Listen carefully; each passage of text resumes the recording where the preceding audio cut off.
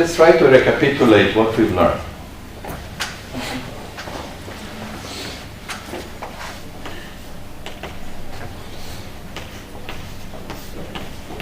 The standard model structure, if you stick to it, tells you we've seen, and the only way to understand it is through a what we call effective theory, that neutrino would be a Majorana particle. Because the only way we can write the some Yukawa interaction, that is the fermion-Higgs interaction, that is a term that can give neutrino mass, would have, we said, necessarily a dimension 5. And the reason is that in order to create the singlet to give neutrino mass, I need 2 Higgs doublets, okay, at the end of the day.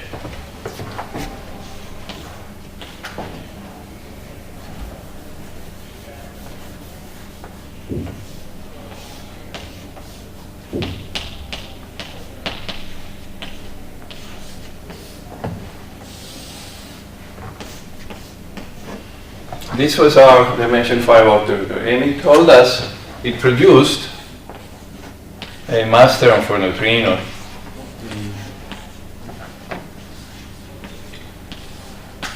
Did you start the record? Did you start the record? I think I did. Yes. Yes. Oh, yeah, it is.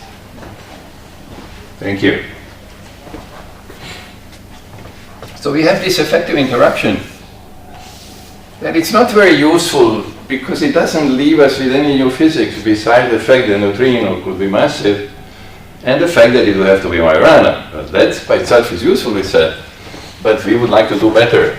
And the message here is, however, remember that because of the dimensionality, this has to be proportional to V squared. This is just a dimensional argument. The dimension has to be 4. And it was a 5-dimensional operator.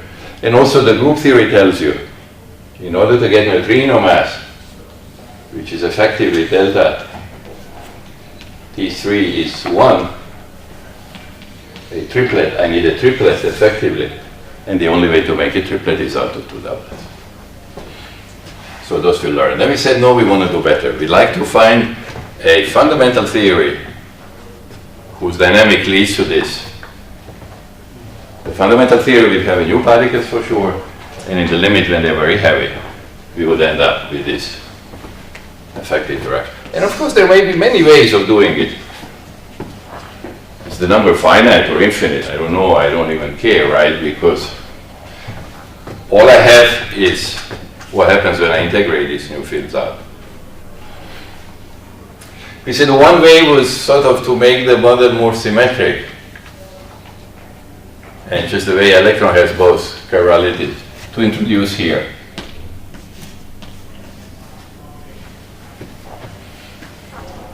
a right-handed neutrino. Can you imagine some other? Just that we are few but chosen today.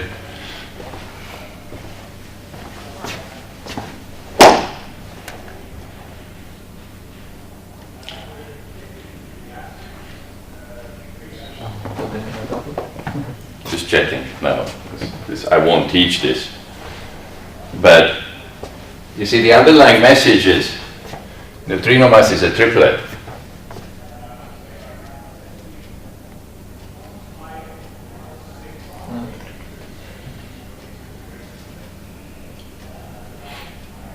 And I can do that out of 2 doublets, or I could just introduce a triplet. I could just say maybe, let it be another Higgs multiplet. And notice, by the way, that there are more Higgses, strictly speaking. Something will be needed. Well, okay. I'm not fair, we found a way. Sorry. Take it back. But I could introduce simply a Higgs triplet field and say that there is a field that couples to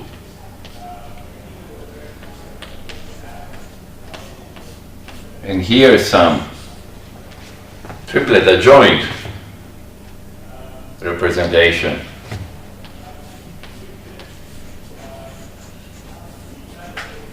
Which really delta would be some sigma times if you wish, one way of writing it, delta, there will be 3 of them. Let's not worry too much, okay? That could be a particular way. And I would say that the guy is very heavy, has a very tiny vacuum expectation value, I would have to study it and so on, okay? People did it. You can imagine also other possibilities. You see, once you do this sort of what I would call custom fitting, tailor-made physics, that someone tells you, oh, this is what you have to get. You can imagine that you and I could spend a lot of time doing what we call model building. We could try and search for different particles. We said that sort of an appealing thing was to complete, in some sense, aesthetically, the structural standard model. And then we found out that we obtained the seesaw,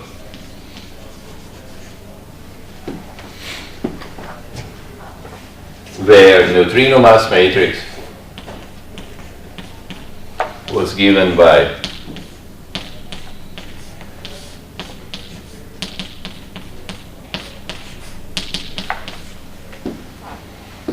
we got that there was a minus sign, which was not so important, okay.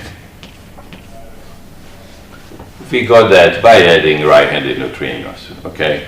Here I'm imagining more generations. Okay, and Dirac would be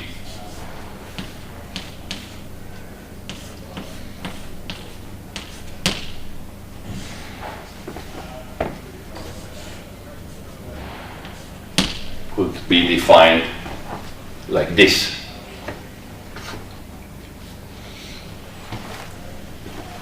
Where NL is just the right-handed neutrino complex conjugated, the anti-field. So notice that this is the usual Dirac mass term. This is nu R bar. Notice that this is equal to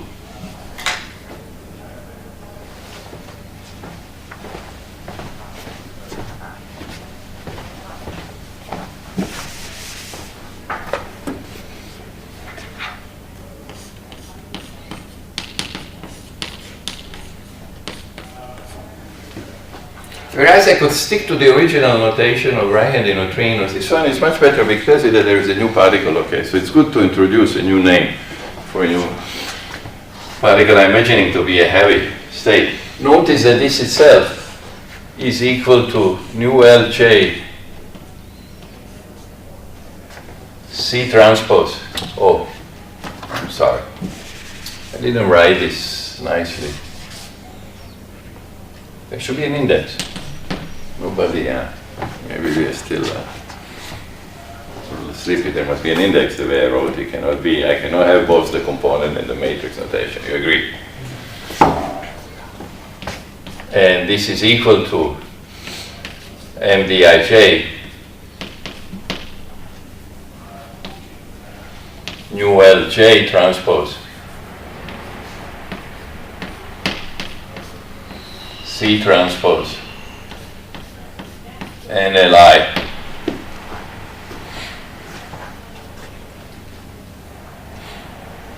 sorry, with a minus sign. So this is equal to C. C transpose is minus C. Okay, they anti-commute. But this is simply M Dirac transpose IJ nu Lj transpose C NLI. Which means that the neutrino mass matrix, if I write it as a matrix between nu and n, would have this form. 0 M Dirac transpose and then Mn.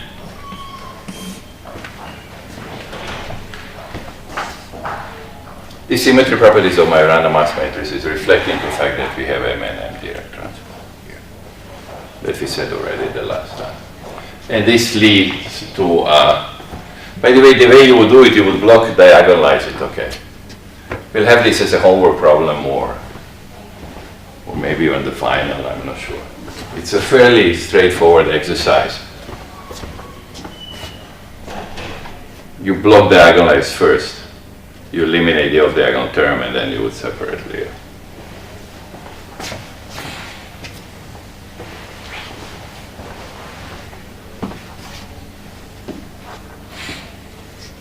Well, I have written here one generation.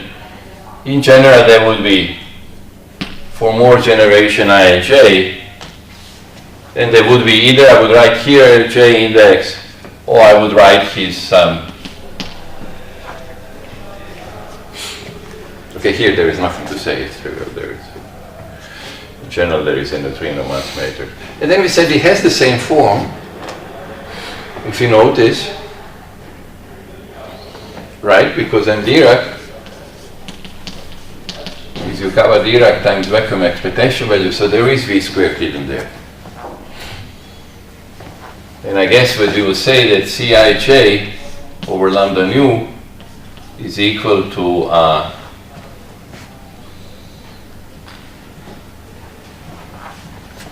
wouldn't be very useful, right? Good morning. Maybe you can complete it. I would have to multiply 3 matrices, right?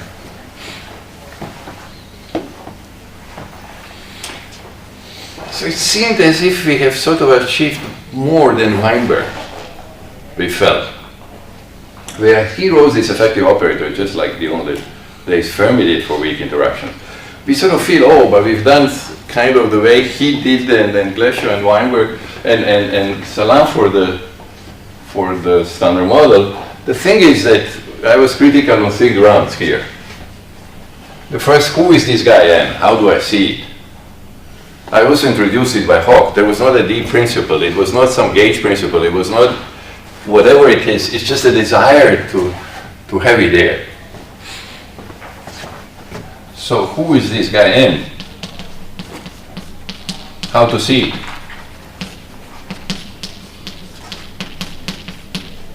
How to produce it? The trouble is that the guy has no gauge interactions at all. It's very weakly coupled, right? So we didn't know what to do with it, okay?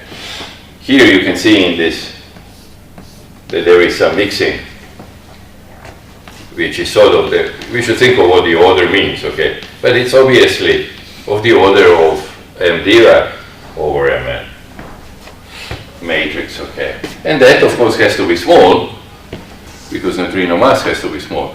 Well, we said, aha, but then there was actually something even worse. That M Dirac simply was not computable. You couldn't disentangle the seesaw mechanics. You couldn't find M Dirac from the knowledge of masses. We found out that M Dirac was I square root of Mn of square root of M nu.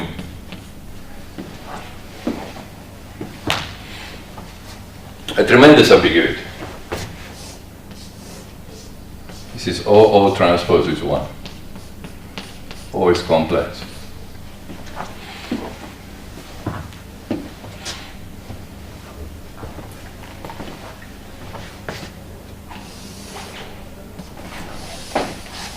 I cannot make any predictions.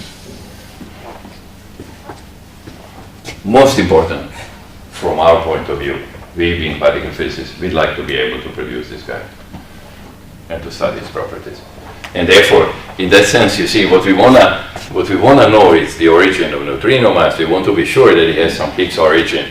It does have a Higgs origin, V is hidden here. But how do I test it? And you know how we are testing the Higgs mechanism for charge fermions. M fermions, Yukawa fermions times V.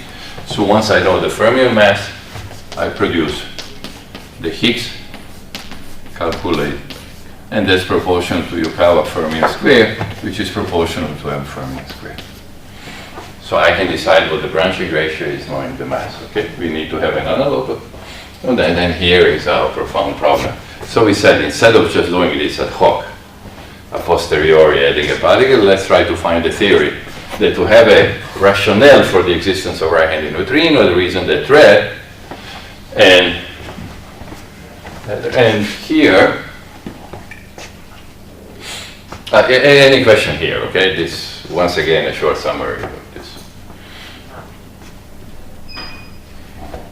usual that if we introduce these particles like ad hoc, as you say, they do not produce much predictions, or if we just introduce them without respecting any principle, symmetry principle, or not, I mean not respecting, but thinking about should we install some symmetry principle. In a sense, right. You and I wouldn't have introduced it. You see, they didn't introduce it until someone told them, oh, please introduce it because neutrino has a mass. You see, it wasn't there naturally. You said, why in the world should I introduce a phantom particle? Doesn't interact with W, with Z, with photon, with anybody? What would that mean even? So, and then I told you that the existence of right-handed neutrino is actually related to this profound question, maybe one of the most profound questions. It's the first symmetry that the child sees, the symmetry between the left and right. It turned out there was a reason to introduce it if you believe that you would like to understand why nature breaks left-right symmetry so particularly. Everything is left-right symmetric perfectly, except for weak interactions which are completely asymmetric, right? And that took us to the, we are now quickly summarizing, there are still a few missing pieces, and then you have to, this formal matrices that I'm introducing, we have to see what I mean by that, okay? We have to decide the physics. But the first step was, we said there was a principle which was left-right symmetry. If you believed in that, if you believe that the world should be left-right symmetric, as Lee and Yang say at the end of their earth-shattering classic work, where they suggest that parities may be broken, but they said, no, deep down it's going to be restored. If you believe that, we said then the world should be of this type.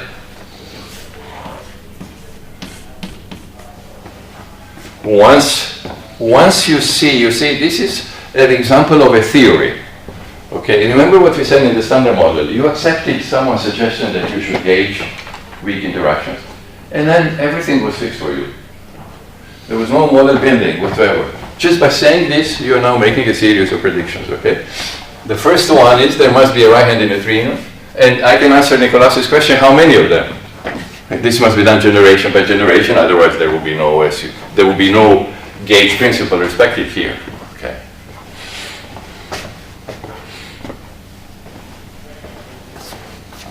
The idea of left-right symmetry tells me, of course, that the same should be done for. So let's write what I mean by left-right symmetry, more than just adding it.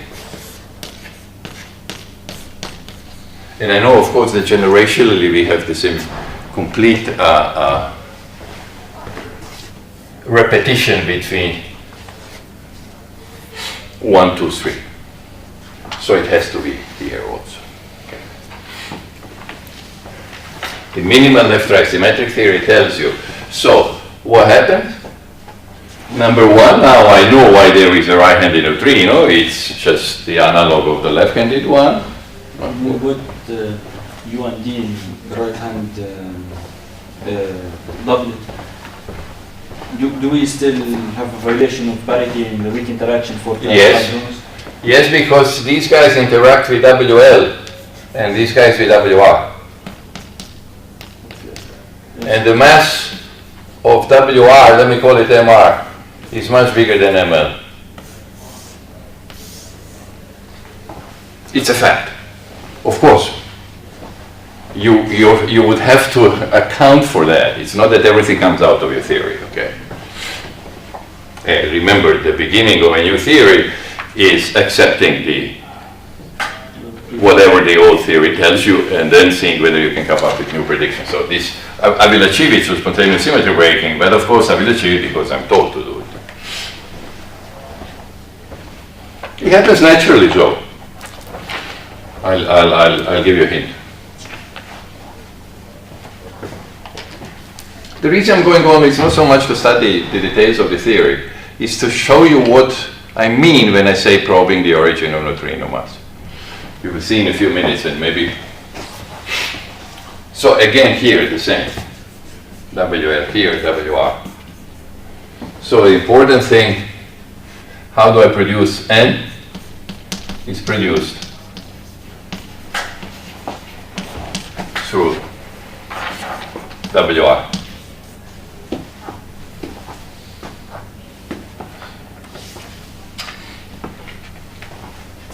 check it in a second. We said a few words the last time. The question, very important and profound question was, I was very critical of this because this prevented me from making predictions. How do I avoid that? Why would it be different now? At the end, I should reproduce the standard model, which had this ambiguity, okay. However, and this has to do with a sort of way of building a new theory. How do I build a new theory? Okay. First, I have to make sure that my fermions get a mass. Or in other words, I must be sure that there is a Higgs doublet. That has been established. Okay, its properties are now studying in detail at the LHC, but that I know exist. Okay, let's see for the quarks, for example. You would have to have a Yukawa coupling, you agree.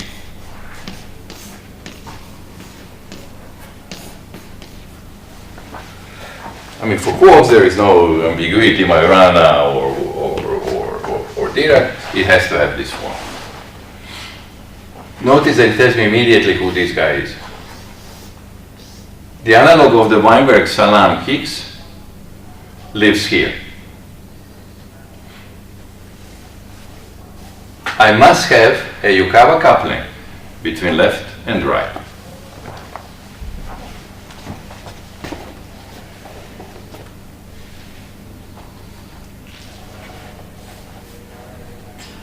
Of course, there should be two such Yukawa couplings because up and down quarks have different masses.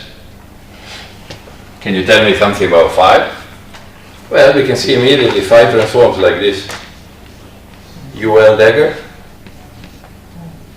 No, UL, sorry. Here I will get UL dagger, phi, UR dagger.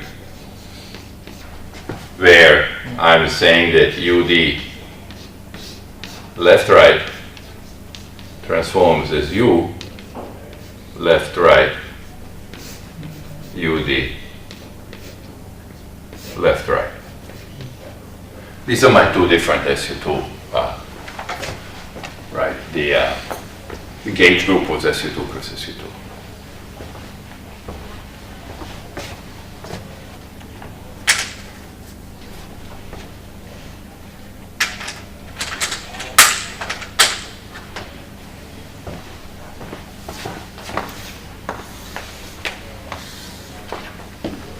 Notice it tells me that actually this is a matrix.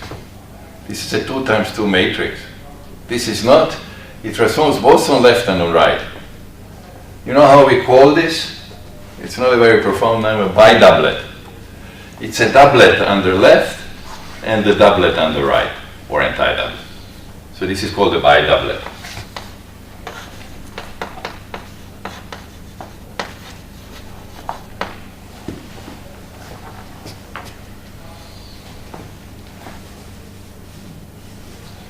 How do we get this stuff from which, where do they talk to each other?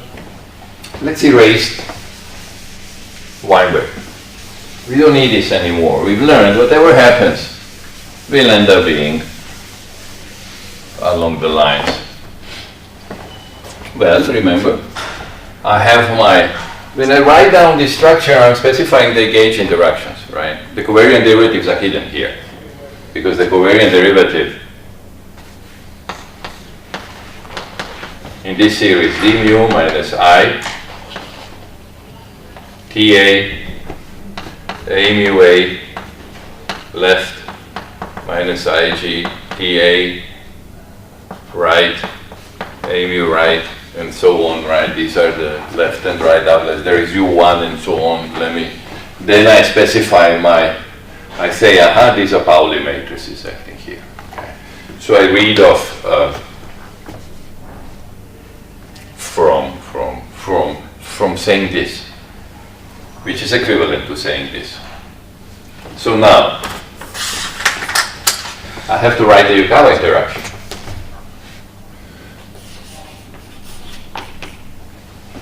I have to, because my fermions are massless. Again, this is the standard model gauge symmetry prevents you having a mass term. I cannot write the mass term. In other words, this is the way I would write the mass term. UDL bar UDR. This is the master. I have to write in the doublet form because there are only doublets. There are no U and D really. This is just a notation at this point before I break the symmetry, okay? But I need gauge invariant interactions in order the theory to be what we call normalizable, to be well behaved, to be free of divergences in S matrix element.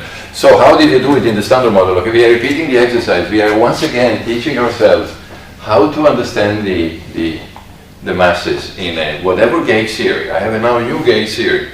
Well, I have to stick in. Weinberg had a dilemma. Weinberg had this is left right. This is Weinberg. Standard model would be UDL. Then there will be, say, dr. Here you go step by step. You just say, okay, let me look at dr. Okay, there is no doublet. Then you say, okay, I'm going to stick in some, now I need a different notation. Let me write it like this here. And I read. It's a singlet here, so nothing on the right-hand side. This was a doublet. Heinfeld transformed like a doublet. I'm learning now. Okay, I should stick in the doublet. Says Weinberg on that.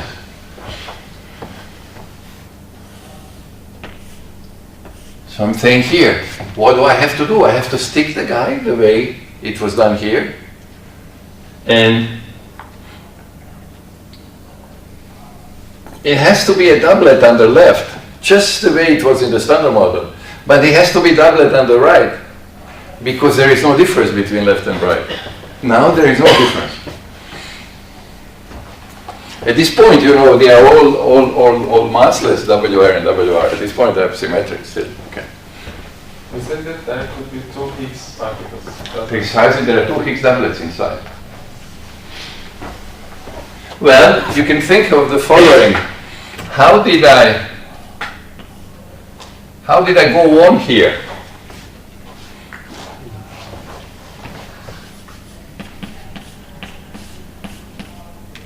I needed to do it for the up quark. I call this Yukawa down. I call this Yukawa up.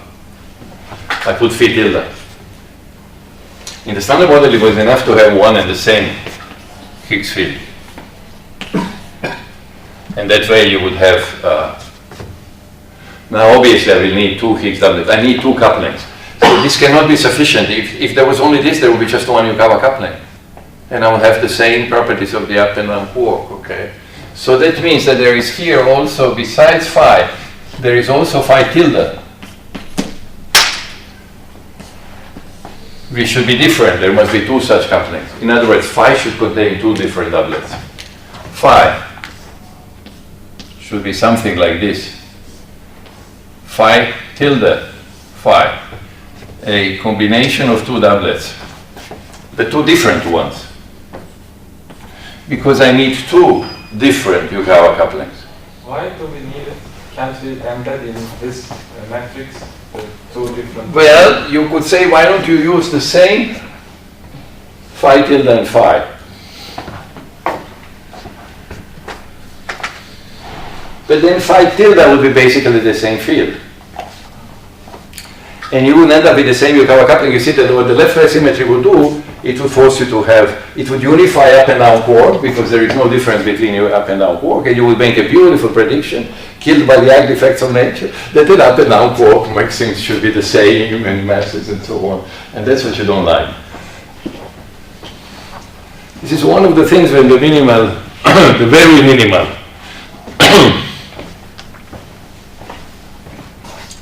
it's not enough.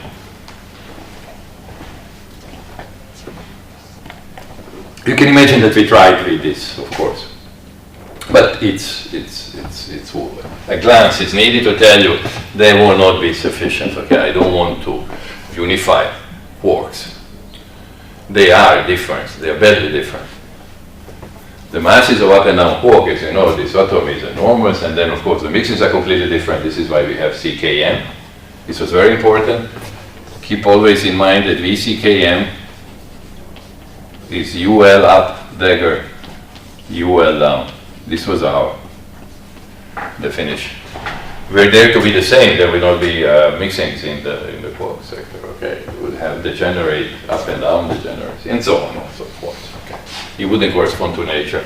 So you may say, oh, well, I'm not happy I have two doublets. Remember what I said. When you do the symmetry breaking, and I think this was what Nicolas noticed, there will be this left-right symmetry group broken down to the standard model group, broken down to U1 electromagnetic at the scale MW, which I now call ML, and this some scale MR. At this scale, everybody gets the mass except for the standard model particles. So strictly speaking, you have one light Higgs doublet. When the dust settles, the second guy becomes heavy. So you don't spoil any of the properties of the standard model, all the simplicity, all the elegance, which we could call beautiful, will be preserved. That is fortunate.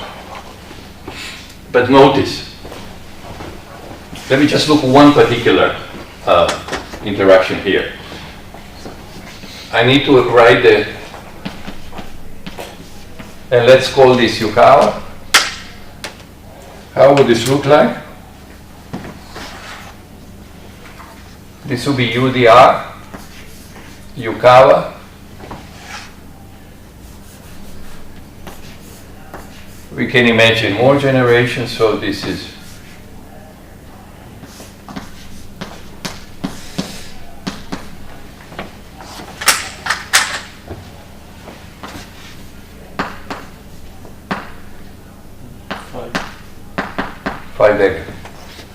phi.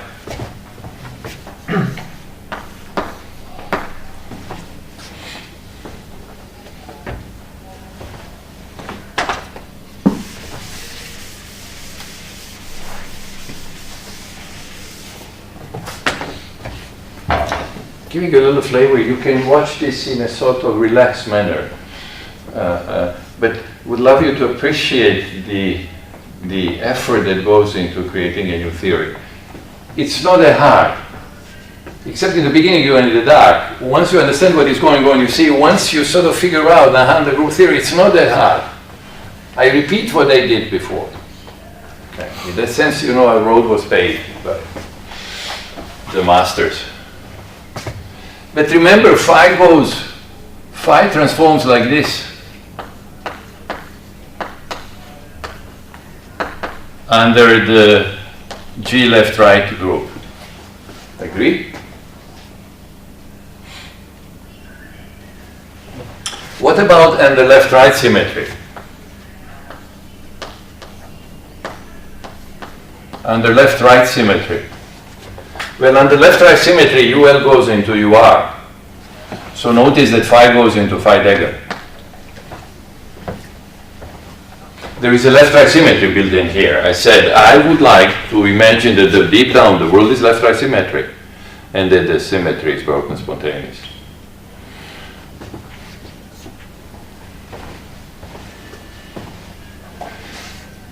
This must be, of course, invariant under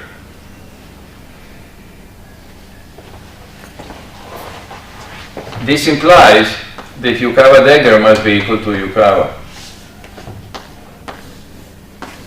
Because this must be symmetric on the left-right, by definition of what I call the left-right symmetric theory. And not a very profound statement.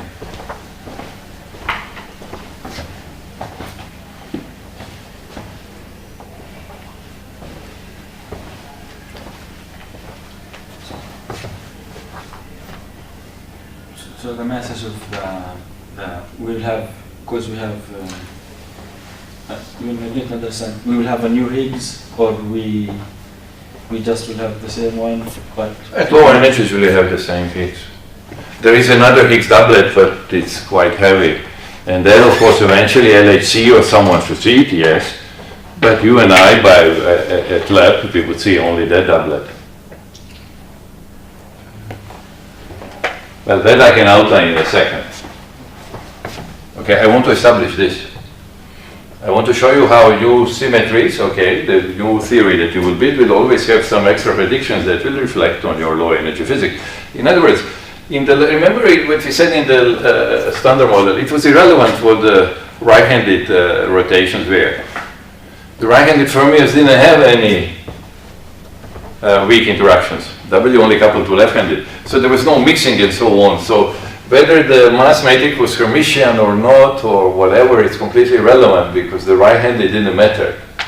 VCKM has to do only with left-handed rotations. Here, in this theory, you are saying, there is something new.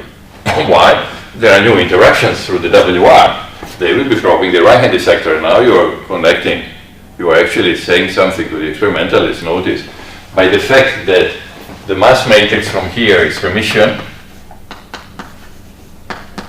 if you cover as a Hermitian and the web is real, I will get a Hermitian mass matrix.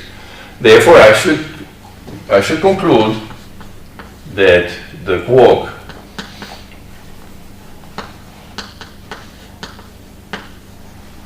mixing angles are equal. Okay, I'll make my first prediction. It's the left symmetry. I'll tell the experimentalists when you produce WR and when you look at the flavor, you will see, okay, I know it's a tiny effect, eventually it will be seen. Okay, because WR is heavy. But I have my first prediction. What is important for you and me is that, and it's a little complicated when they are real, just to show you what happens. Imagine that your covers are real. If your covers are real, then this O would be real, there would still be an ambiguity. Okay, the seesaw would still possess an ambiguity. I still wouldn't know what M Dirac is. But you see what happens here.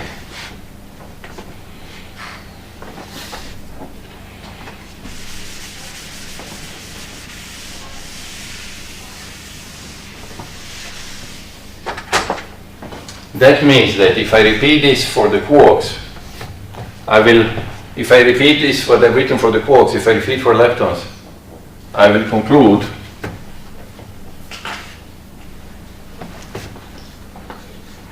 and M Dirac is M Dirac dagger.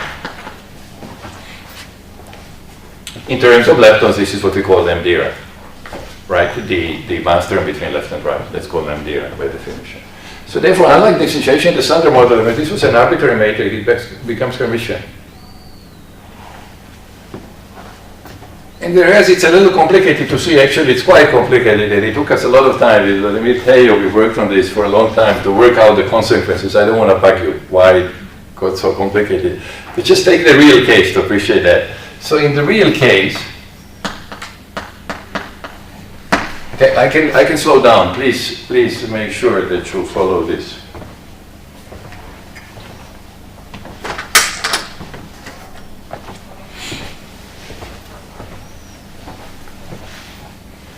I've struggled to thought a lot which features of the theory I should give you once I introduce the theory as an example of what would be a prototype of beyond the standard model theory that probes the origin of neutrino mass. This I must show because I was very critical of this. This was my serious problem. I couldn't make predictions. When it is real, I would conclude that MD transpose is equal to MD. The real case is easy to treat. This was noticed by Tejo and Nemeshek and myself some years ago. Okay, it is trivial, right? Why? Because in this case, we would get that M nu is minus M Dirac 1 over Mn M Dirac.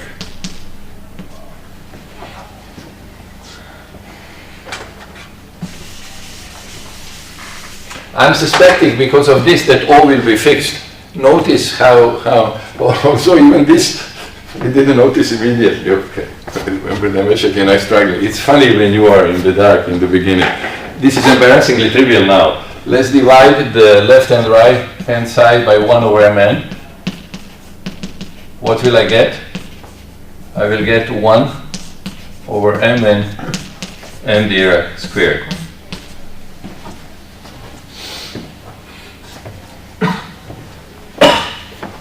So that means that 1 over Mn M Dirac is I square root of 1 over Mn M nu. You agree? By definition, this is what I mean by square root. Something with square gives me, I'm defining square root of matrices the way I do for the numbers. Right? The square root of the matrix is a matrix when squared gives me the matrix I started with. Okay. But obvious. Notice M Dirac got fixed.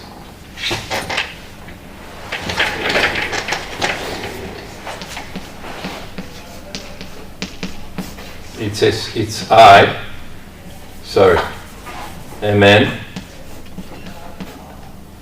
square root of 1 over Mn M nu.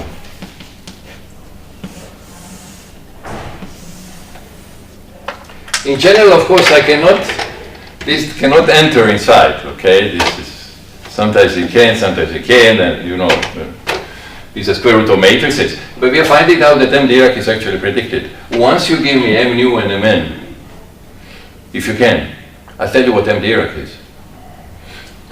And that M Dirac gives me those mixing, and you're computing in you are actually computing the physical consequence. You will be able, if you do the homework, to then tell you what happens, okay? You would know the mixing. Theta was a ratio of MD. This is precisely what I called theta before.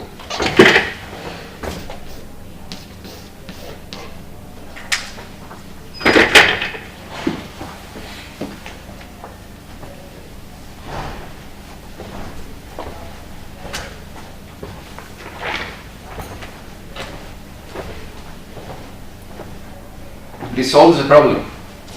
This is the complete analog of what you get from Weinberg and Jim in the standard model. They give you the mass, you can compute the associated rates.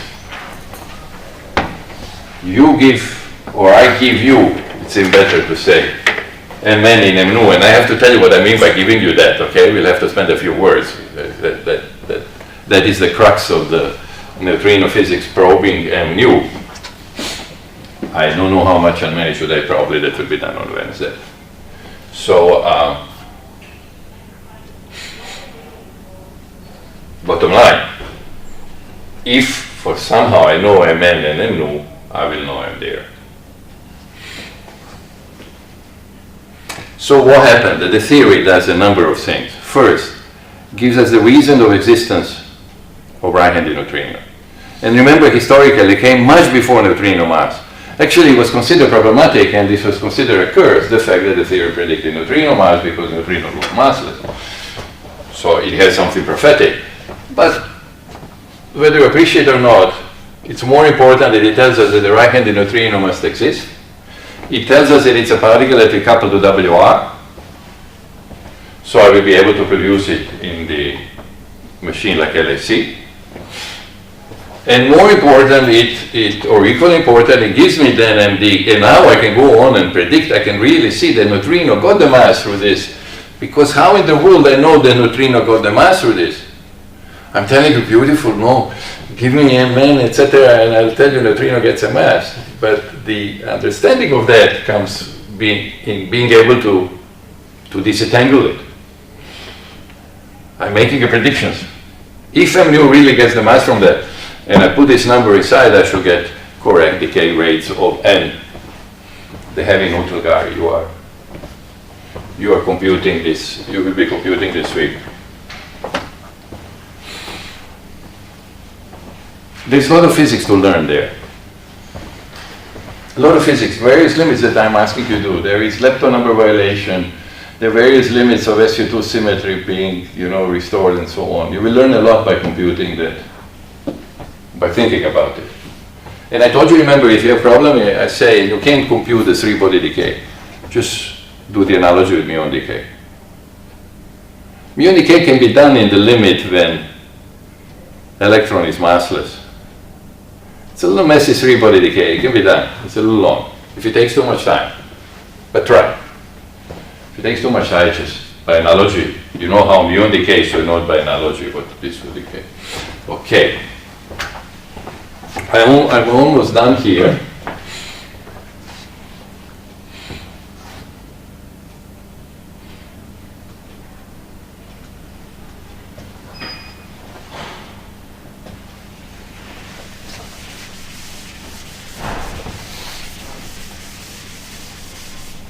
You see, I have specified where the Higgs doublet lives.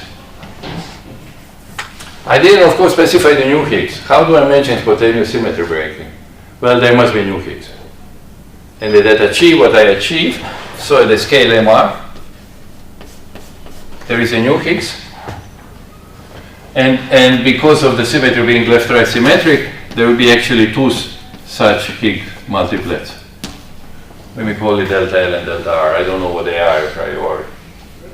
What has to be achieved is this.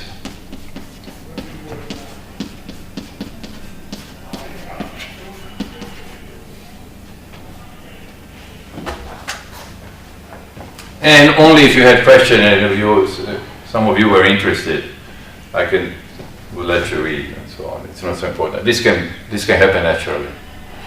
Okay, this is spontaneous symmetry breaking over discrete symmetry. There is a discrete symmetry. They go into each other on the left, right. I gave you an example when phi goes into minus phi. The simplest example of spontaneous symmetry break. That's a little more complicated. It goes along the same lines. And it happens, you see, it naturally happens. You really get this solution in a well-defined parameter space in which this gives the mass to all the particles of all the new heavy particles, all the particles which are not in the standard model. Okay, this is how it works. But the details we leave for only in case you had interest. To me, this is enough. You let me know if you want to ask something here. If not, I will go on.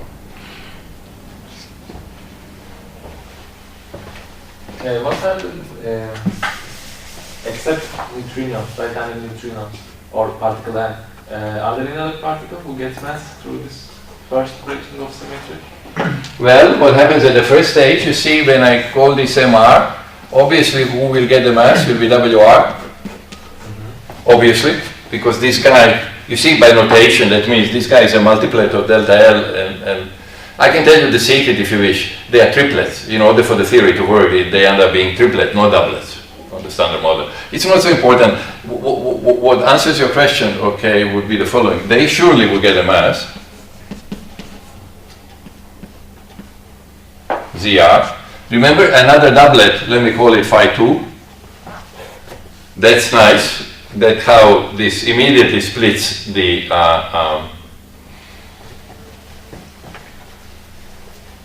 because there are interactions sort of the type phi dagger delta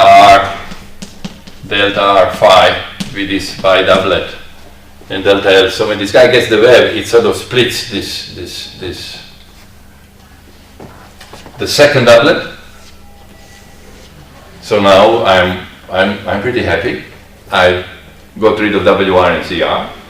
So that leaves me with WL and ZL. That's the standard model gauge bosons. Okay, they are massless. I got rid of the second doublet. When you notice that, you say, oh, good.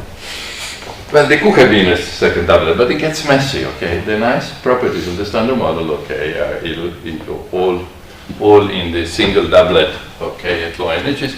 And as you notice, there will be also N. Remember, I've done this generation by generation, so obviously all of them are treated equally. All N's get a mass. I don't have to write the generation index. This is the first symmetry break. They all have the mass proportional to MR. Now, the masses are not the same because they have different couplings. This guy has a Yukawa coupling. And by the way, some N's could be much lighter. Remember, fermions can end up being much lighter. Electron is much lighter than the W boson, orders of magnitude. So I don't know. I'm not saying that I can predict the masses. I'm in the same situation that Weinberg and the other are in the standard model. Okay. I don't know the masses of N. I know that they are naturally heavier. They go to the. But are they 200 GeV or 2 TeV? I can't answer. Do I fix how the pi doublet looks such that it gives rise to new particles, but do not touch the masses of quarks? Because in principle, couldn't we touch the quark masses in the first symmetry breaking? Couldn't we give them mass?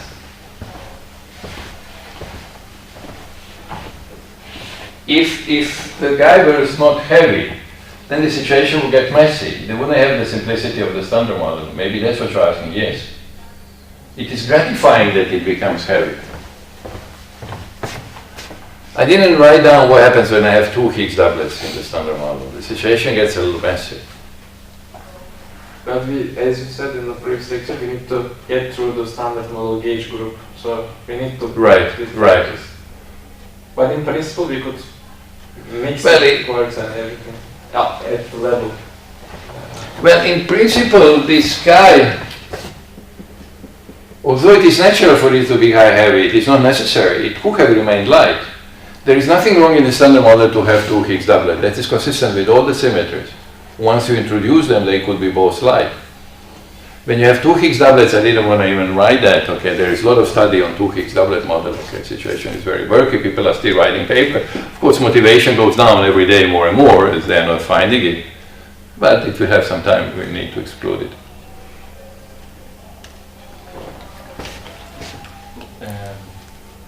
When we speak about two light Higgs, we don't speak about Higgs double decay or Higgs double pair production. It's not related to this, or? Well, if you have Higgs doublets, it's more than that. You would also have a charge Higgs. Remember what happened in the standard model?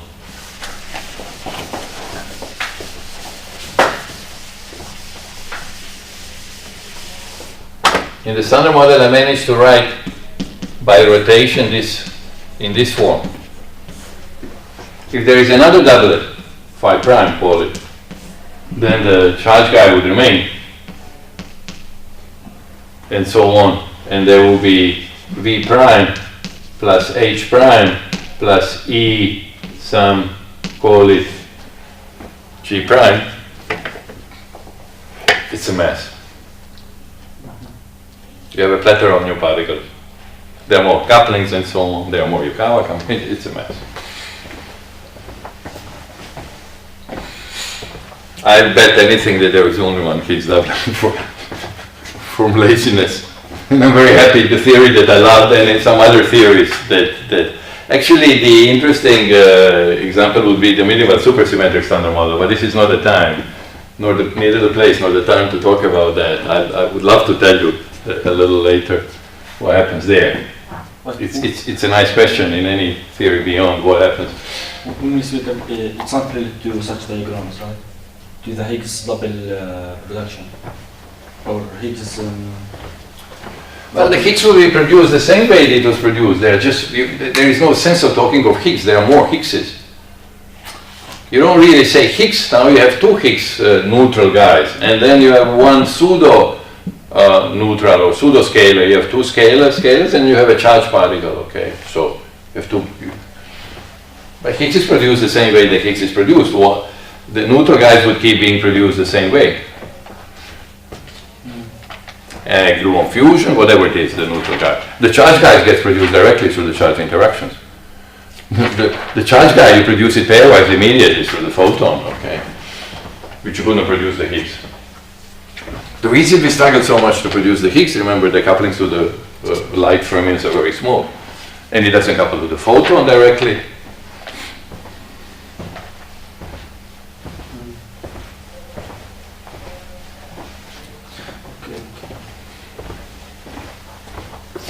But luckily enough, I don't have to talk about two doublets. Anyway, this would be enough for us. We don't want to go into details. But what is very important, and I have to tell you here, is the thing that you will be going to seminars, and those of you interested in neutrino physics, you will be hearing wrong statements continuously made in the literature and in public, in seminars. And has to do with neutrino's double beta decay. We've learned that by exchanging W,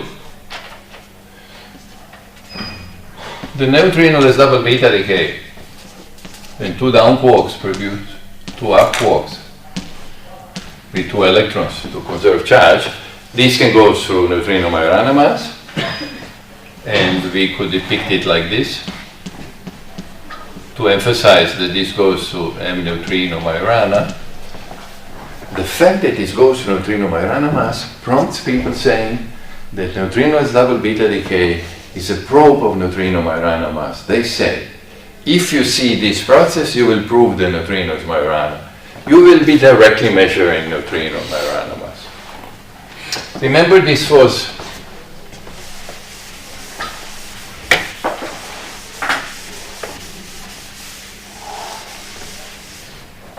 the amplitude for this process, call it neutrino, was G Fermi square. How do I know that? Well, I have two W's. It has to be proportional to neutrino mass. I emphasize my run, and then from the propagator I get 1 over p squared, where p is roughly 100 MeV.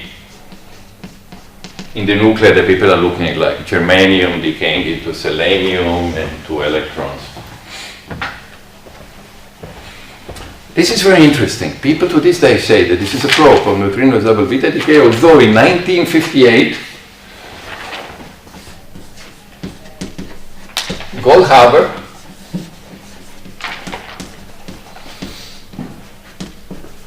a distinguished experimentalist who died some years ago, was my colleague at Brookhaven who measured the neutrino helicity. And Feinberg said, that's a lousy argument, but there could be new physics that produces neutrino double beta decay. So how would you know who produced it? By the fact that you see something at low energies. You just see this. You don't see this. You interpret it. That's different from seeing. Interpretation is one thing. And, well, this you can imagine. In a left-right symmetric theory, this is what we pointed out immediately in our CISO paper with Mohapatra. If there is left, there is right, so actually I should call this WL. If you and I believe in left-right symmetry, there is no W, there is WL, there is another W. There will be WR, EE. Well, this will be EL. Of course, imagine that you can measure the chirality of the electron in this murky nuclear experiment, and maybe one day you will. Then you will learn something. Then you will tell me, oh, if it's left-handed or right-handed, there will be a difference. This guy, for example, would come out right-handed if this is WR. So there is a difference, but you won't know it just by seeing the electron. So until you do that, you will have the dilemma, dr or d, let's say, I don't have to specify, du.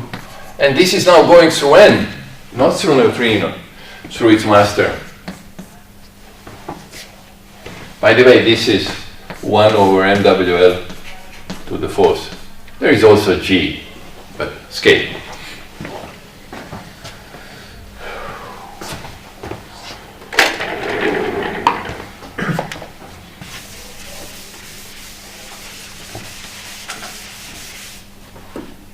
How would this go?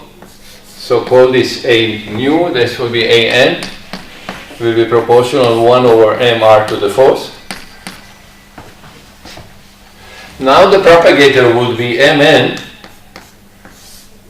P square minus Mn square. Mn is very heavy. So it's not P square that dominates. It's Mn obvious. It's very different from the neutrino. Is there any experiments that can test parity violation, let me call it? I mean, if you have the big guy N, which restores the left-right symmetry somehow, then some experiments might not turn out to be maximally parity breaking. Yeah, once you come to the energies of these guys, of course, there is no more parity breaking. Remember, well, I've talked about it, the production at LHC. If I produce WR, I will be seeing the restoration of parity. Let me you see, at low energies, it doesn't help me because N is so heavy that it doesn't enter into low energy physics. For example, decays. What do I know about parity violation? I know that neutron decaying into proton plus electron plus antineutrino. There is also N here produced, but it's too heavy to be, strictly speaking, neutron decays into N, but then it's heavy, and it decays to WR, so it's negligible, okay. Muon decays, whatever, you know, there is always N, because we found out that electron couples to N also. So, so for example, when I compute, maybe this is more interesting, when I compute, let me put here, remember K long, K short? When I computed, there were diagonals with WR. They also contribute, but their contribution is small. So we sit down, people sit down and computing them and so on. Okay, this is how we learned originally WR had to be heavy. People used it originally to say, well, I'll tell you how heavy it has to be in order to reproduce the low energy physics, which was in agreement with the standard model. And now LHC put the limit on WR. I said that MR is bigger than 3.5 dV. So it makes everything small until you produce it. Once you produce it, you know, you will see, so what will you see LHC? You produce WL, which is the case, and you produce WR. You see a symmetric work? And it's heavier, but when you're at very high energies, it will stop mattering. You will say, oh, why were people speaking of, the way people now can say, why did they speak of weak interactions? Imagine someone who doesn't know the history. Are they crazy? G is bigger than E. Why did they call them weak? Weak interactions are not weak at all. A little stronger than electromagnetic.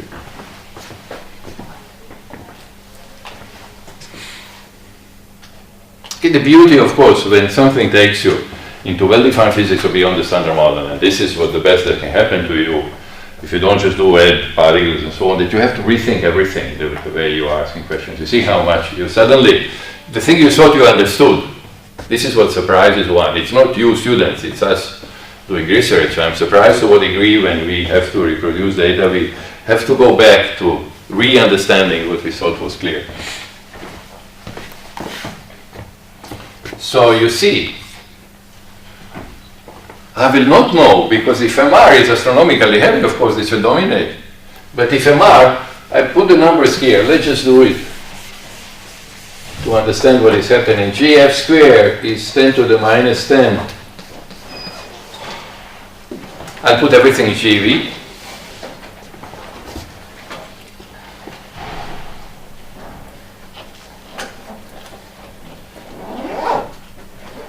Is this how I want it? I guess.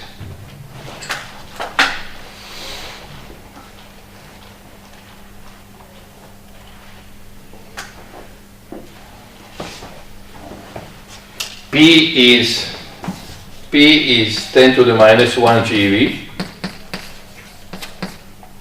So this is 10 to 2, 1 over 10 to the minus 2, times m nu. And m nu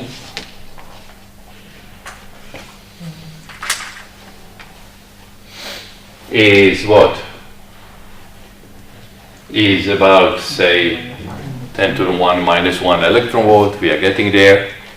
Let's put some estimates. So we will get 10 to the minus 10 here in GeV.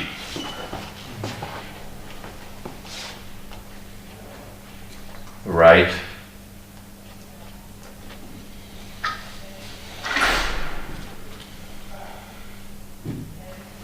It's too small. I'm suddenly puzzled. I'm sorry, but let's carry it on.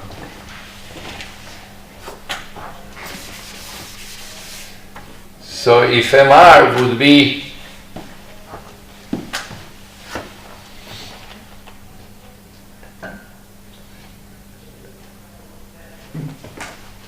you agree that this is what I get. We can rethink. There are all kinds of nuclear physics, but instead of WL, I put WR. So in other words, this is there is this G to the fourth, which I didn't take out. So this will be of the order ML MR to the fourth.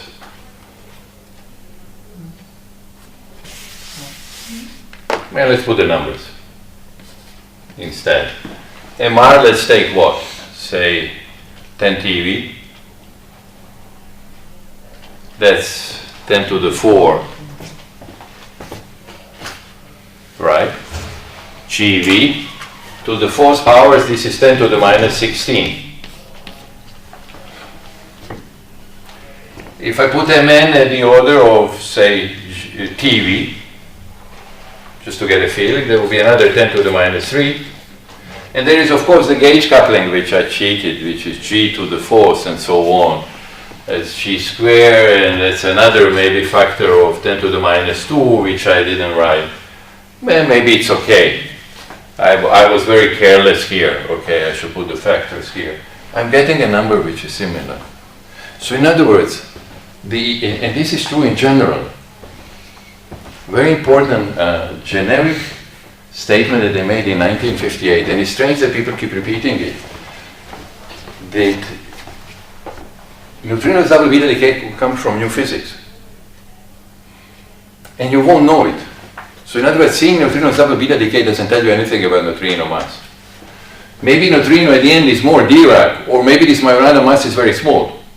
And it's actually going through something like this. This is an example of whatever they could have imagined. They made an important, fundamentally important statement, okay, in this case.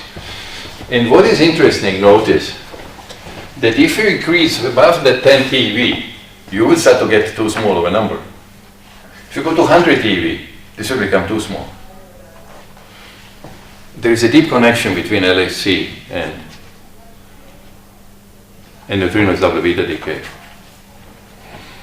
And this is the argument. Remember, I was telling you that Weinberg is sort of preaching this. There's a lot saying, don't worry about the origin of neutrino mass. It comes from, there is a large scale, you know, that I introduced.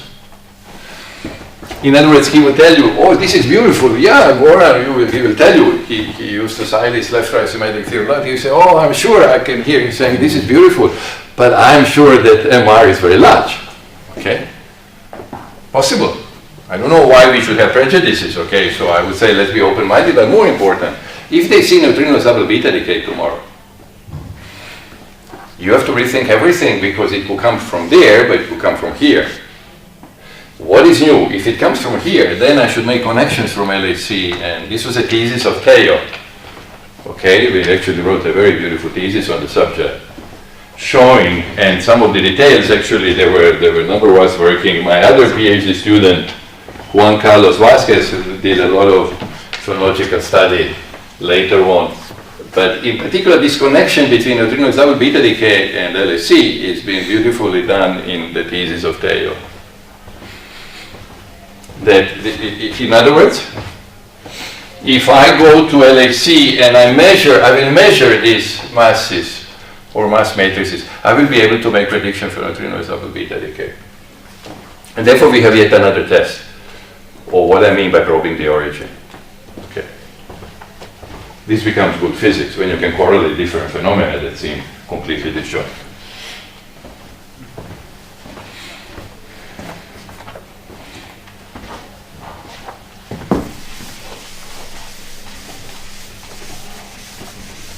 Please keep it, you know, you don't have to insist to the speaker. Or you can even ask, you know, you can chuckle to yourself. If they tell you that neutrinos double beta decay is a measure neutrino mass, you and I will know, you will say, no, you know, absolutely not. Goran told us that actually there could be new physics.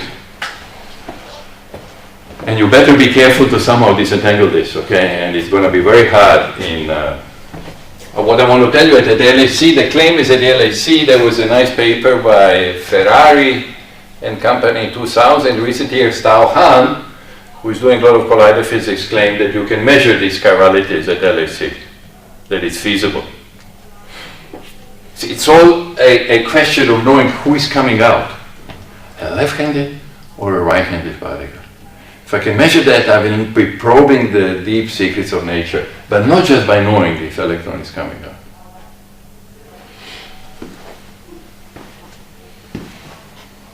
The thing is, of course, if there are more generations, what emerges is a new MN and not a single mass. What do I mean by the mass matrix? Well, remember, they need to be diagonalized. And what is the physical meaning of the matrix at diagonalize? Just to remind you, the weak interaction has a form now, nu E bar L gamma mu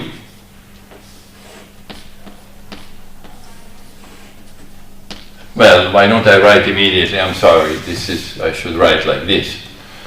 G over square root of 2, the way we wrote for quarks, nu L gamma mu U nu L dagger E L W mu plus. where this is, I'm hiding the generation index in the usual, we wrote it for quarks in order not to repeat. This is actually electron, muon, and so on. And these are nu 1, the whatever is this number of nu and I don't know, left-handed bar. Okay, so there is a, I will be working at the basis. So for me, remember the PMNS matrix, Maki Nakagawa Sakata Pontecorvo, it's called PMNS, is the analog of it's by definition nu EL dagger, U nu EL dagger, UEL. Just like now I'm saying that neutrinos are massive. Just like Alexei was saying, if it's true that they are massive, they will be mixing. Whatever you've learned about quarks, just carry it here. Except I don't know the values of those mixing angles, I figured that out experimentally. And I will work in the basis when this is 1 for simplicity. Just a convention between you and me.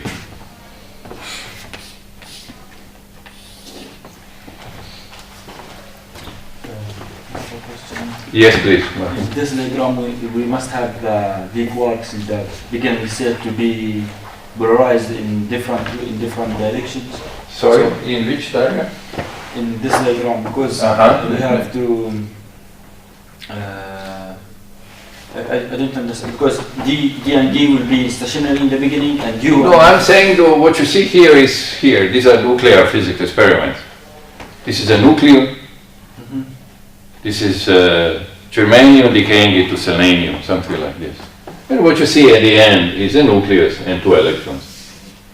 So all I'm saying that the chirality of this electron depends on the messenger of the process. Because the chirality for U, for E, for the electrons are the same, they must have two different polarizations to conserve the momentum, I think, because they will go in different directions, or it's not necessarily. Because, okay, maybe... They don't even have to be the same chirality. One of them could be WR. I didn't write that. It could be even more complicated, okay? I just gave you one diagram. That one turns out to be smaller. It goes through the Dirac mass, which is small, and so on. I don't... But strictly speaking, it's there. No, you could have ELER. Oh, this is a mess here. This is not a nicely prepared. We can study, parity violation. It was easy to see when I produced the W, when I polarize W and I have a two-body decay. Okay. In a multi-body situation, it's a mess.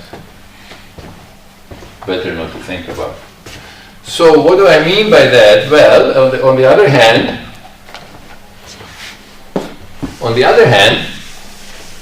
I had to diagonalize the neutrino mass matrix. And remember, in this picture, whatever picture I do, which I introduce new physics beyond the standard model, which lives at the large scale, I end up with Weinberg. Neutrino is my Rana.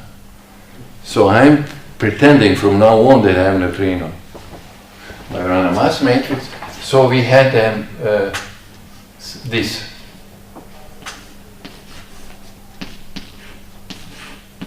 There is charge conjugation also. This is what I mean by neutrino mass matrix. They are generated, they are hidden here. Nu L is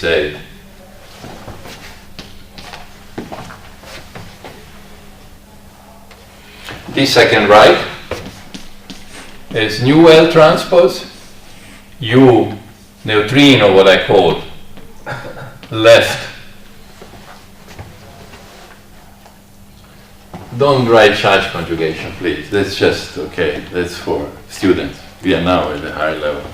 You don't have to write everything. Now I don't worry about Lorentz, I'm just worrying about the generational structure. I have M nu here, transpose, U nu L,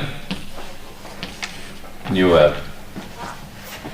Notice, unlike in the case of quarks, when you have different left and right rotation because the matrices are arbitrary, here the matrix is symmetric. We found out that my random mass matrix was symmetric because of charge conjugation, so maybe I should keep it. That means that the rotations of left and right are the same. And this is what we call neutrino mass matrix, diagonal. Or sometimes you see people writing like this. These are all matrices. So this is what I mean is M1, M2, M3 neutrino masses that are measured today in neutrino oscillations. So notice in the basis, so the VPMNS, which I had like this, is related to this.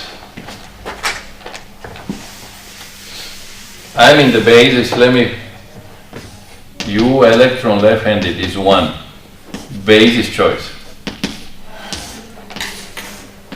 I first convince you that nothing depends on the basis, okay? This is just a language. In that basis, notice that I have I can write M nu if you wish here. M nu would be U nu L star, M nu U nu L dagger. And if you allow me, let's call this V for the time being. Or let's do the following. Let's call this VL.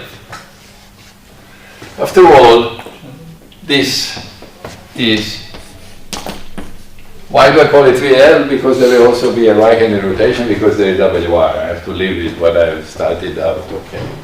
So this I can write as, what is this? VL transpose, am I right?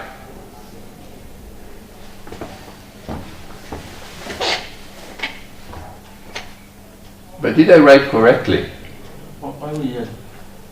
Yes, I did. No. Huh?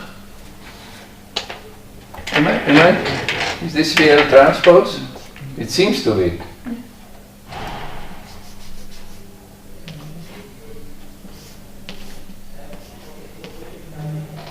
Well, it seems to be. Okay, we are getting there. So you see what I mean by neutrino mass matrix. You understand what I mean?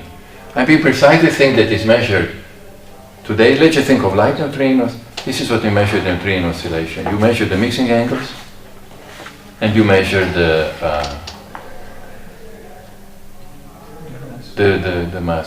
masses.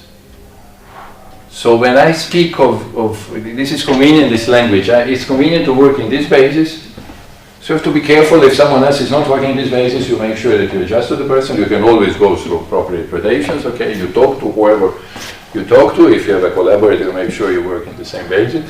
But when the basis is fixed, when I speak of masses, mass matrices, I speak of what is measured in today's particle physics. Masses and mixing angles, okay. I'll remind you on Wednesday, whenever you studied with Alexei, but we decided it's good that I remind you a little bit. I was talking to Alexei, just atmospheric. I'll remind you of atmospheric neutrinos, why we say that they oscillate and how we measure the mass difference. Okay, so by analogy, you would say this is mu, and then you would write that Mn, or you will tell me this is VR transpose Mn VR, right? You will do the same thing. You have to diagonalize these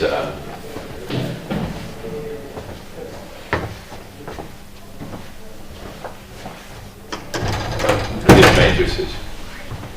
So this I probe at low energies. You have a beautiful interplay between low and high energy physics. Neutrinos, double beta decay, and LHC.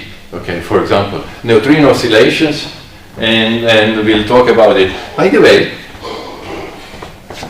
we'll still have one more lecture. There is a lot of physics hidden here. Once you open up a Pandora box of mixing angles, now you are saying that flavors can be violated. So let's talk what do we mean by flavor violation on Wednesday or Friday or whatever.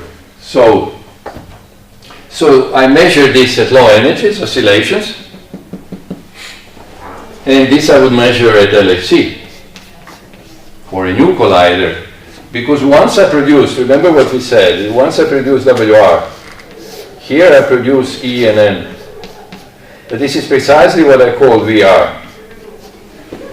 In other words, what I would study at LHC, not just the electron, okay? That would be one of the states, and muon and tau, I would have to measure all the things, okay? I will measure the flavor index. Then I will try to reproduce the VR. And I will measure Mn because Mn will decay. You are going to measure it in the decay rate. I told you take this particular value, you will do the opposite. People, you know what you do, right? You use the energy momentum conservation when a particle decays here. Once produced N, for example, it can decay into W and electron, or muon or tau. And you measure the energies and momenta of this guy and reproduce the mass of N. Or N can decay into, it can exchange WR. Let's imagine WR could be heavy. Then this is an electron, and this will be two quarks, or jets. Right? A three-body process. Okay. I'm very schematic here. This is the homework, so we will do it. So what I do, I measure the energies of the momenta of this, and then by momentum conservation, I reproduce the mass of N.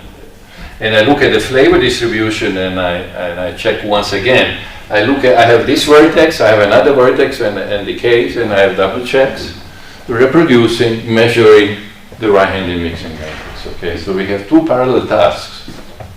This is what we like about new theories that would appear. You know, this is what we are dreaming about, but unfortunately, it's still resisting the standard modeling.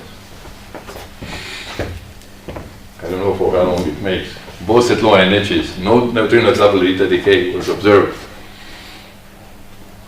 The thing that has been done in recent years, a lot of effort has gone into measuring VL. So what do you know? Tell me now, and then I won't talk today. I'll leave it for another, but just that we have a few more minutes. Tell me, what do you know about VL? What do you know about mass differences? You don't measure masses, you measure mass differences. By the way, how do you do that? Let's imagine two flavors, nu E, nu mu, which are cosine theta nu 1 plus sine theta nu 2.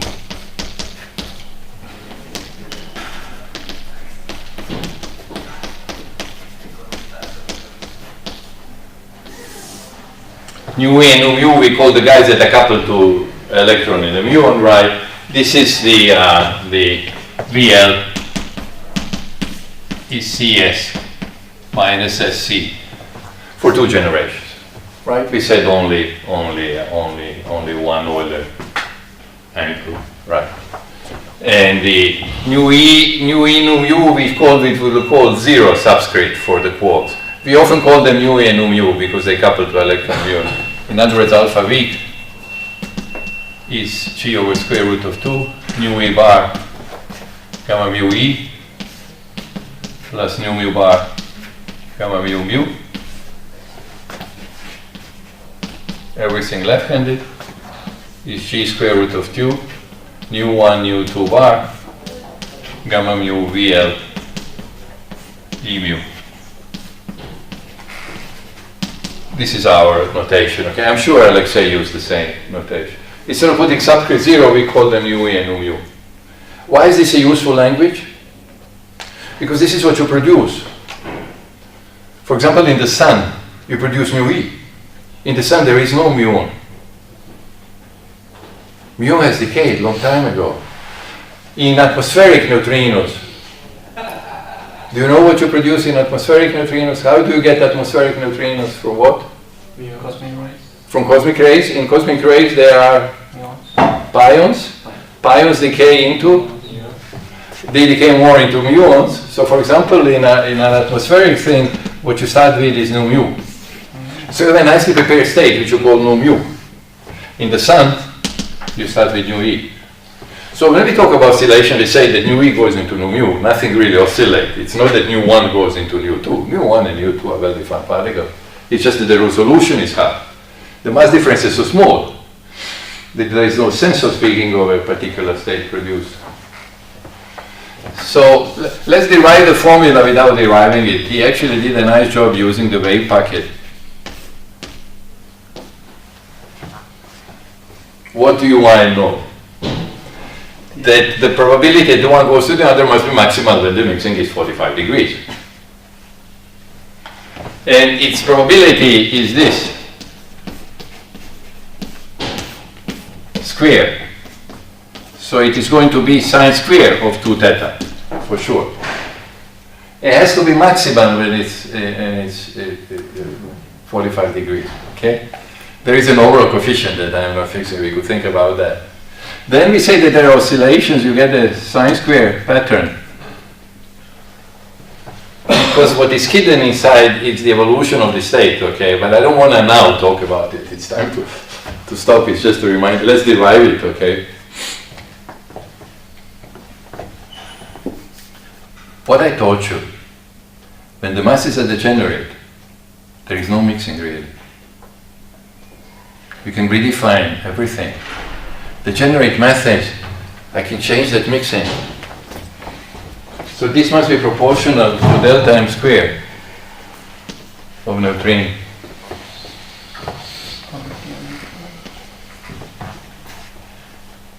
And it's going to be, okay.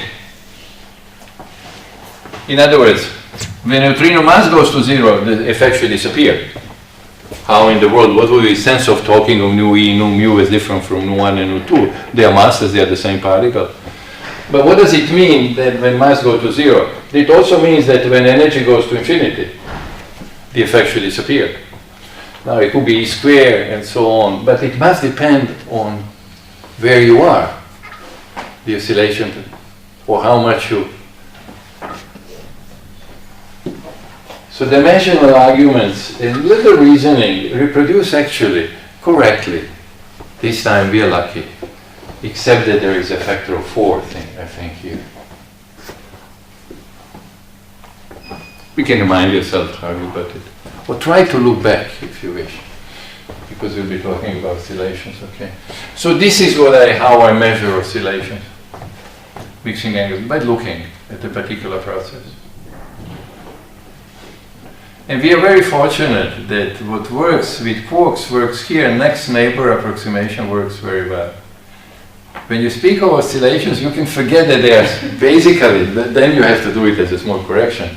But in the first approximation, in the sun, do you remember what happens in the sun? Nu E oscillates into?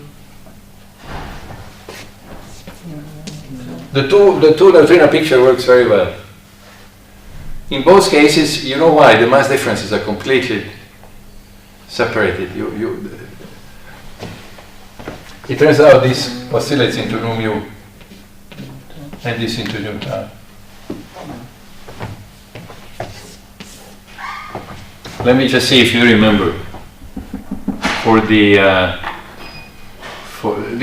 nu, I call it nu mu. Okay, this is also nu mu nu tau, appropriate angle. Let me see if you record anything. Okay, so for the sun, what is delta m squared? And for the atmosphere, let me see if you remembered anything. Delta m squared, atmosphere and sun, roughly. No, you don't remember.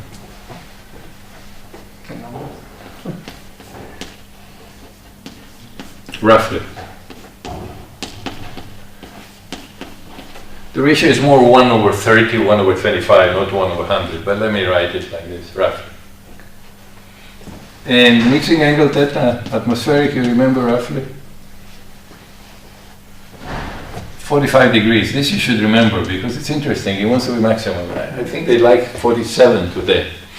So there were people who thought that there should be something deep, that because 45 is very special, okay, maximum mixing. But it turns out it's getting worse and worse at 45. Enough for you and me to remember, to have an idea. And here,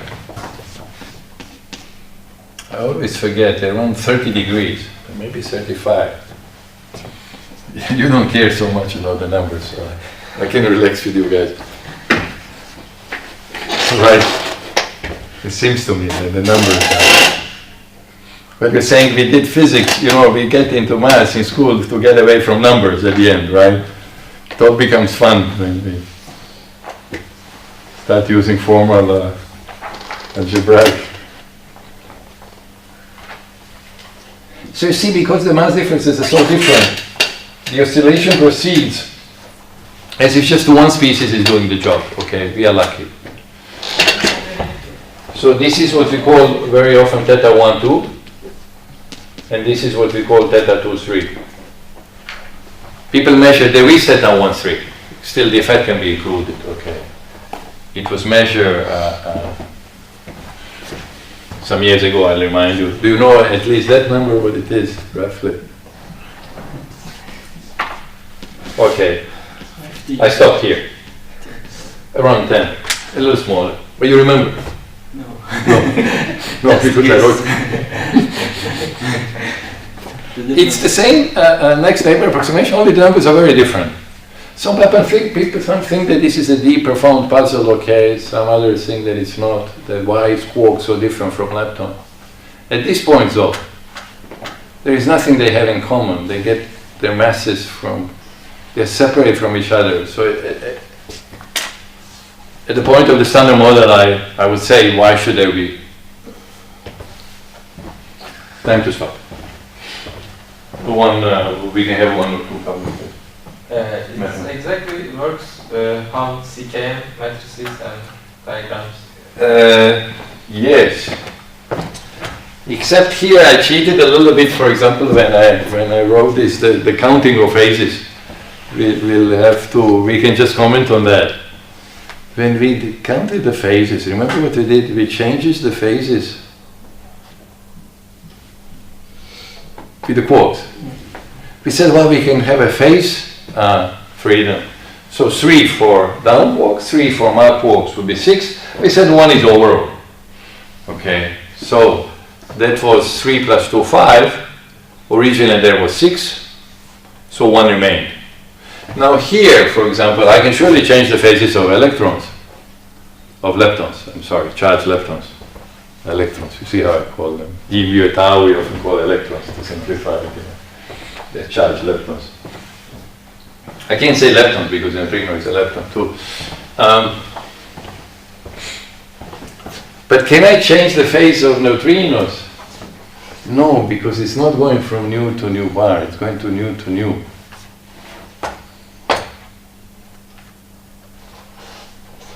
Neutrinos, even the sign mattered. I kept the sign because previously the sign didn't matter, but now it reflects it into a phase. Okay, of course I can get rid of the signs and so on, but it means that there are more phases. So in other words, you would say, oh, there should be 3 more phases, but remember 1 is overall. So there are actually 2 more phases. So for example, even in 2 times 2 case, there is a phase here. It's called the Majorana phase. I pretended it was not there. I'll mention it on Wednesday. The Majorana phase does not enter oscillations. I'll convince you easily. Majorana phase has to do with lepton number violation. In oscillations, what happens? Lepton number is not broken. Nu E goes into nu mu.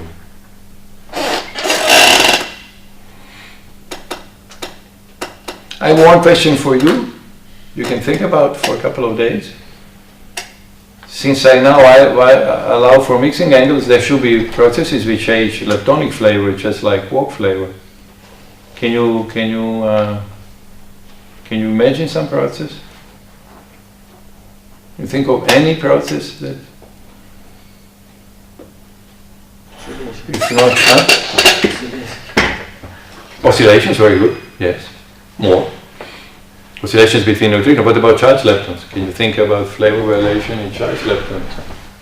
Electron goes into muon or something. Well, electron is heavier, so it won't go to the muon, but muon can go into electron plus.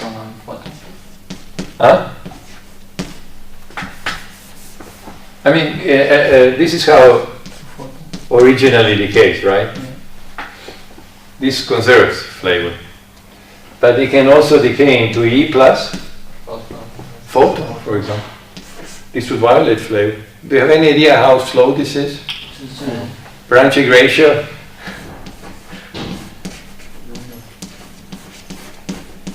They didn't observe it. To the minus 20. No, it's not that good. No, this is interesting. If it was that good, we would have. No, it's interesting. However, we never speak of, and you would say, how come we don't observe that? After all, neutrinos are massive, so now there should be mu going to E gamma. There is a PMNS matrix, and the mixing angles are not small. Do you have any idea why we don't speak about this?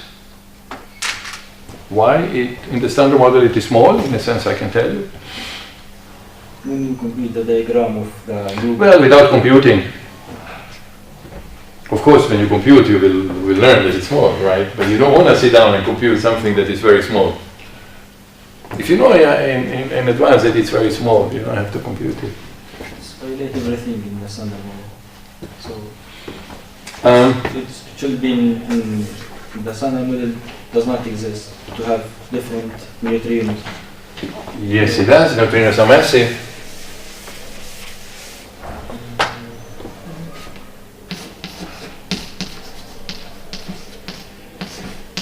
Standard model.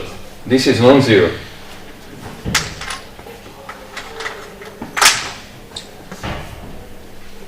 But what I remember keep emphasizing, if neutrinos are massless, then there is no process. There are no mixings. Not only that, if they are degenerated, there are no mixings. This is what you get. This was my physical argument. You can do the positive, you can go through the derivation. So therefore, this will be proportional to delta m nu squared. And it is normalized to mw squared. That is the, if it goes through W boson, okay? And then it turns out that it goes to the inverse square. So it's terribly small. Forget it. Standard model says, yes, there is flavor violation, but it's unobservable for all seasons.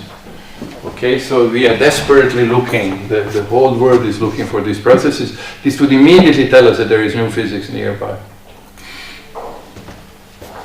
No luck yet. We'll talk about some other processes. I should stop here only if there is some urgent question. We have to make sure that we eat on time. And me too.